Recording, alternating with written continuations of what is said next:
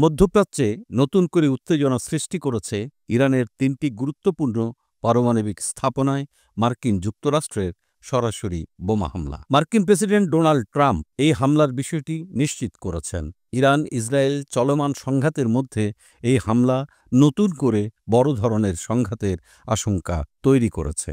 এক সংক্ষিপ্ত টেলিভিশন ভাষণে প্রেসিডেন্ট ট্রাম্প বলেন, আজ রাতের টার্গেট ছিল সবচেয়ে কঠিন এবং সম্ভবত সবচেয়ে প্রাণঘাতী।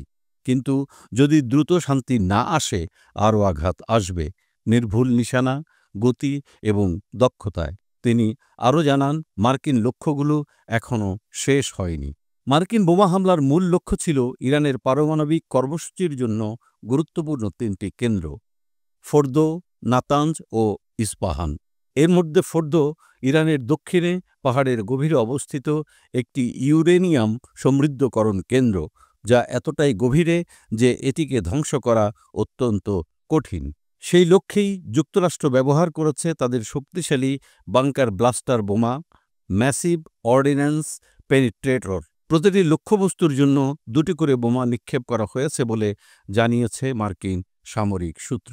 সংঘাতের সূচনা গত ১৩ই জুন, যখন ইসরায়েল ইরানের কয়েকটি পারমাণবিক ও সামরিক স্থাপনায় আকস্মিক বিমান হামলা চালায়। ইসরায়েলের দাবি, তারা ইরানের সম্ভাব্য পারমাণবিক অস্ত্র কর্মসূচি নস্যাৎ করতেই হামলা চালিয়েছে।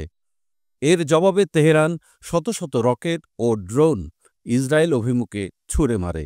এরপর থেকে দুই দেশই দফায় দফায় আকাশপথে হামলা চালিয়ে যাচ্ছে। ইরানের রাষ্ট্রীয় টেলিভিশনের এক শীর্ষ কর্মকর্তার দাবি, ওই স্থাপনাগুলো পূর্বেই খালি করে ফেলা হয়েছিল এবং বড় ধরনের কোনো ক্ষতি হয়নি। অন্যদিকে প্রেসিডেন্ট ট্রাম্প বলেছেন, স্থাপনাগুলো সম্পূর্ণ ধ্বংস করে দেওয়া হয়েছে।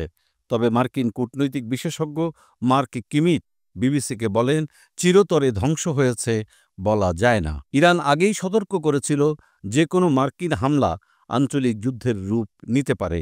এই পরিস্থিতিতে ধারণা করা হচ্ছে, ইরান যুক্তরাষ্ট্রের মধ্যপ্রাচ্যে অবস্থানরত সামরিক ঘাঁটিগুলোকেই পাল্টা লক্ষ্য করতে পারে।